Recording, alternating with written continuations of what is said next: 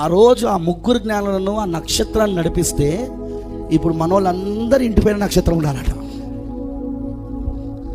విగ్రహార్థన గుర్తుంచుకోండి.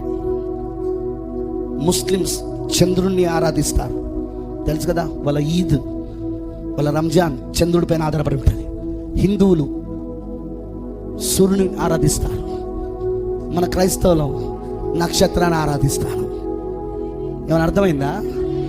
ముస్లింలు చంద్రుణ్ణి, హిందువులు సూర్యుణ్ణి, క్రైస్తవుడు అంతే. చిత్రమైన విషయం ఒకటి చెప్పాలా? అసలు నక్షత్రం ఇంటిపైన ఉన్నాడు కాదు, నువ్వు నక్షత్రమై ఉన్నావు. మీరు లోకానికి వెలుగై ఉన్నారు. ఏసన్నా, నేను లోకానికి వెలుగై ఉన్నా, మీరు లోకానికి వెలుగై ఉన్నారు. చీకట్లో ప్రకాశించాల్సింది మీరు.